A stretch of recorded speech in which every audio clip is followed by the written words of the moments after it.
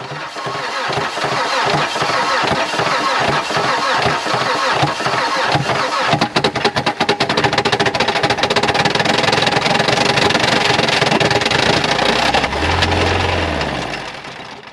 up, Buck Dugaldini in the garage? We got a lot to cover today. I'm standing here with this 2.5 liter inline 4-cylinder boat anchor. This particular boat anchor used to be a motor out of a Mazda, and then she went ahead and blew some observation holes in the block. No big deal.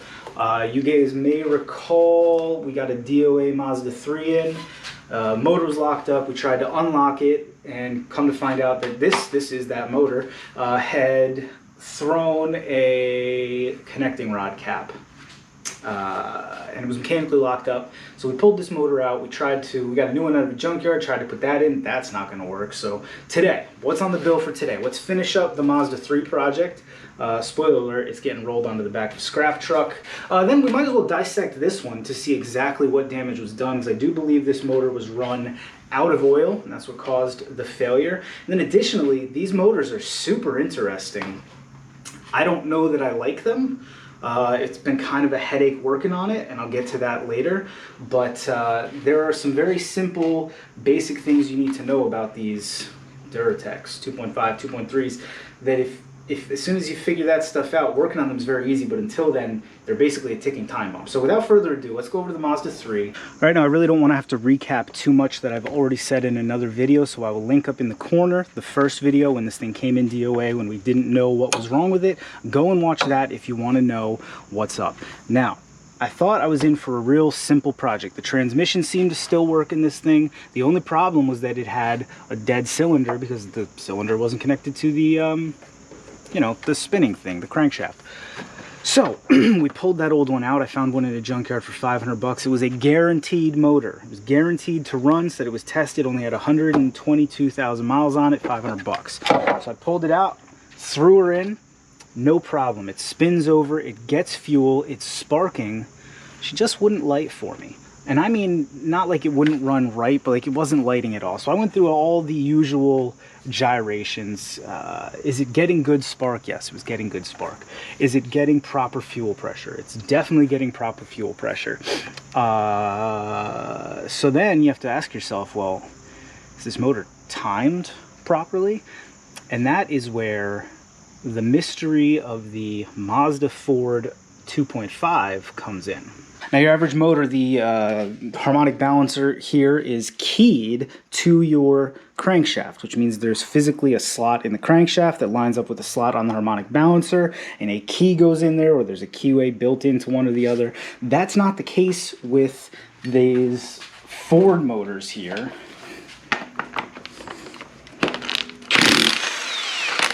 Come on, Bessie. Now instead, what you have here,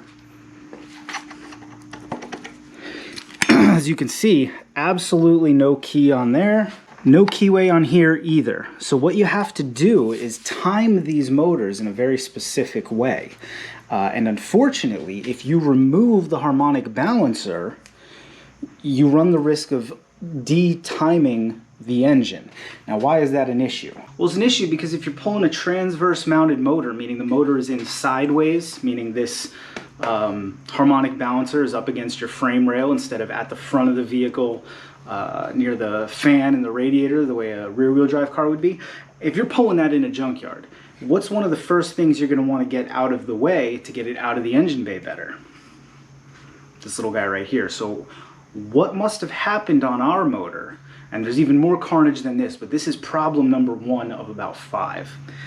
I suspect that the guy in the junkyard that I pulled this from, because it was a junkyard, I didn't get it from some premium spot. They pull it, you show up with a trailer, they drop it in with a forklift, get that guy out of here, you know? I've had good luck there before. He must have pulled this, and then he slammed it back on. And the big problem there is twofold.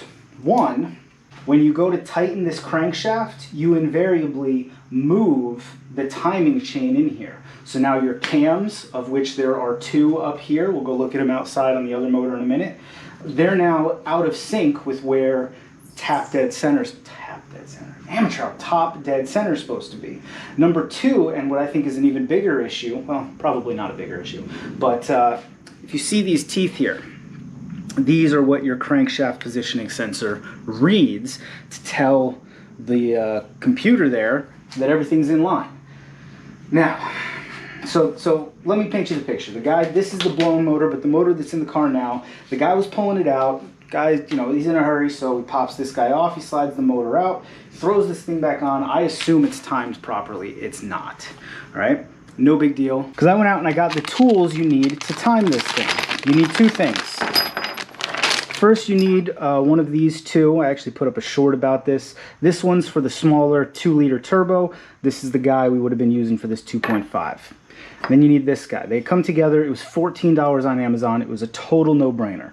I figured I'll throw this thing back in time. It'll be good as gold. Done and done. So how do you time these motors? Well, the first thing you have to do, right next to our custom observation port, is this 10mm plug. You need to pull that out. That's where the purple timing bolt goes. So you pull this little guy out. Now, unfortunately, if you're trying to do this, at least in the Mazda 3 that I was working on, you can get this bolt out with the motor in the vehicle. You can't get this one in. The motor has to be pulled or the drive shaft has to be removed, the front CV axle, rather. So this goes in like that. All right, and you just snug her down, and the whole idea is for the edge of this little doohickey to make contact with, I guess it's the counterweight? Yeah, it's the counterweight of the drive shaft. And I'm actually, once I get it, I'm going to be able to show you real nicely through our little observation port here. And now hopefully you can see, let's try like that, how that purple pin will eventually contact, sorry, trying to do too many things here, the counterweight on the crankshaft. Now, this is where things get difficult.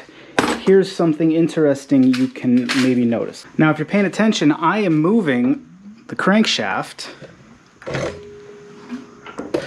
and whoop, motor's hit the camera there. The timing chain is in place, timing gears are in place.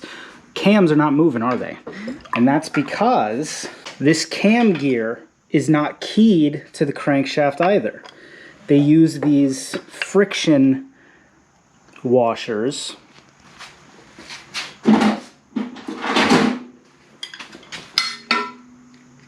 and that puts it sandwiches everything together when you tighten this nut down, and that's how you time this motor. So as soon as you take the pressure off this nut right here, even if you don't take the harmonic balancer off, you run the risk of throwing the motor out of time, because you go to tighten it, and inevitably the crankshaft's going to move a little bit without the timing chain moving in turn. Now, this is all stuff I learned that I didn't know at first. So at this point in our story, I'd pulled this motor, which was the junk one. I'd put the new one in. I didn't touch this, obviously, because it's actually pretty easy if you remove the torque converter first like you're supposed to. It's pretty easy to slide this thing out with the harmonic balancer still on if you take the front fascia off. That's a whole nother side thing though. If you look at other people's videos of doing this motor swap, they send it through the bottom of the car. They said it took them 8 hours to pull it out the top. The front fascia, the front bumper and radiator support and header panel, it's 4 bolts and a couple connectors. Disconnect that and then this whole POS slides out the front. So here's where I'm at in the story. I put the new one in and I'm turning it over and it turns over great. Each cylinder has good compression. It's getting fuel because I can smell it and I can see it. It's getting spark. I confirmed that with a spark tester, but it just won't light. Occasionally it'll backfire out the intake. I actually lit it on fire at one point doing that. And that's when I realized the timing must be screwed. So I bought these tools. I already told you the little purple guys and this piece. Now where this goes is over here. So you got your camshafts right here. This doohickey on the end here is what your camshaft positioning sensor reads. As long as the timing chain is in place, these two are locked together. I'm gonna go ahead and turn it over right here to show you, get our Nebraska nut rounder on there. let's see. Can you see the grooves in the back of the cams here?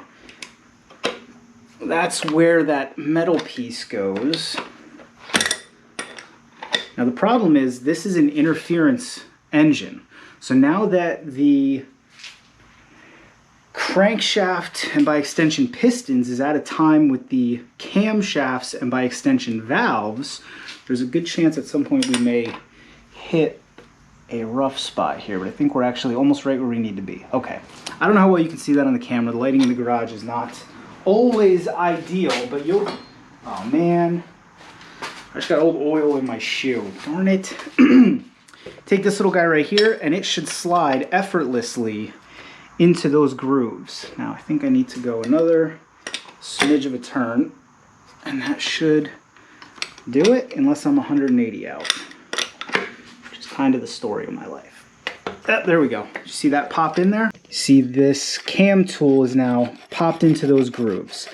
It means this is where the cams need to be timed, and additionally now they're locked in place. Now the next thing you would do is using this hole and that purple thing, you'd get your crankshaft at top dead center. All right, piston 1, which I can't even try to show you because that piston's not connected, so just take my word for it. And then the final thing you have to do is to pop your harmonic balancer on and squish the whole thing together. Now, depending on what motor you have, will depend on which one of these teeth you need to line up with the crankshaft position sensor, which is mounted on these two right here. I think the new motor didn't come with one, so the one off of this is on the new motor. No big deal. But it's right here, and it's got a little magnetic sensor right in the front, and on some of them it's the 9th tooth, on some it's the 21st, but you get that tooth lined up, you slide this bad boy on, and your final mystical feat is to get this whole thing locked down without your crankshaft moving, your cams moving, or your harmonic balancer moving. Now the cams are no problem because they're locked in place. And your crankshaft should be no problem because it should be locked in place by that purple thing. It's just the harmonic balancer you have to get just right. Okay. Do I love this system? No. But is it the end of the world? No. As long as you know. I had no idea going into it, so it was a huge liability. The guy who took that other motor apart didn't know anything about this. He thought it was like a normal motor. You pop the harmonic balancer off, you get the thing back out, you throw it back on, no harm, no foul, all's well that ends well with Oswald. Not the case. That guy kind of screwed me. And even further, the motor that was guaranteed by this junkyard, well, it was junk itself. Let's go take a look. And this is why this project's getting scrapped. Talked to the previous owner. A couple things got found when we were in there. So I can't get this thing running right. I go to time it. I get in here, I pop the cover off, and look what I found. I don't know where you come from. Where I come from, that's not okay. I don't even know where that chunk is. I was looking for it. I didn't see it inside the top of the motor here, and the other side is chipped as well, but on the back side. Now what I have to assume is that somebody tried to time this motor and did it incorrectly, because I don't know how else you break out the ends of those. But the result is I can't time this motor anymore because I can't, there's no slot to slide my thing down into. So I'm going to return this motor, which is a bummer too, because if you look at it, it actually looks like it was a pretty healthy motor. It wasn't run low of oil, probably relatively low miles, but somebody really Uncle Jerry'd the end of that one. Alrighty friends, here she sits broken-hearted. We already talked about number 1 cylinder was dead. Here's your timing chain. We already talked about all this. This right here is the oil pump chain. Now in video number 1, I had no idea what the problem was. I just knew that the ATF down the cylinder was not freeing it up. So we pulled the oil pan off to see what we could see, and that's when we discovered that this connecting rod cap was sitting in the bottom of the pan, and one of the bolts that had been holding it on was wedged, I believe, between this counterweight and this main bearing cap, and that's what had mechanically locked the motor. We took that out and we ran it on 3 cylinders just for funsies, but because we were running it without the oil pan on, it broke the oil pump off. No big deal. That really, it could not matter less. The motor was shot anyway, and it's kind of a bummer because even though it's clear that it was run low on oil, Didn't get the oil changes it should have. The rest of the motor was not in terrible shape. There's not a ton of sludge or anything. I know that it's not some, maybe it'd be easier without this light actually. Yeah, I think it would be. It's not in bad shape. None of the cam lobes are shot, though a couple of them, this one looks like it's starting to wear, but like just barely starting to wear. This motor at 230, it would have gone to 250 easy, probably 300 if you really wanted her to. I get the impression these are probably pretty reliable motors. I know they had problem with this VVT system, but my understanding is they changed it in later years, and this is a later year version. This came out of a 2010. The one that we got came out of a 2010. My understanding is that the early years, the VVT was basically junk. And that's all there is to it, man. So if you got one of these Duratechs, I don't know, let me know what you think. This was my first experience with them. I really don't think this is the 2.5 that was in my... I had a 99 Ranger. This is when I was young, man. Where are my Ford guys at? What? It was a 4-cylinder, 2-wheel drive, short cab, short bed Ranger. I used it for commuting when I was in diesel tech school. What 2.5 would have been in that? Not this thing, right? Or was it this? I remember it had weird spark plug boots. That's all I remember. Yeah. Anyway, Jesus. My memory is really... Apparently, constant shots of brake clean to the face does something to your long-term memory. Who knew? Let's close this one out. I'm ready to be done. So we're going to cut this here. If you like the video. That's common sense. Subscribe to the channel. Leave me a comment down there in the squawk boxes. Let me know what kind of stuff, what kind of projects have you had like this, where it doesn't matter what problem you solve, another one's right around the corner, and then ultimately you fail, which is a bummer, because I've got a lot of work into this Mazda, and it just didn't work out though. But at a certain point, you really have to ask yourself, does it make sense to continue? Am I only continuing for the sake of my pride, or, you know, is the writing on the wall? The writing is on the wall for this one. So leave me a comment down there in the squawk box. As always, thanks for watching.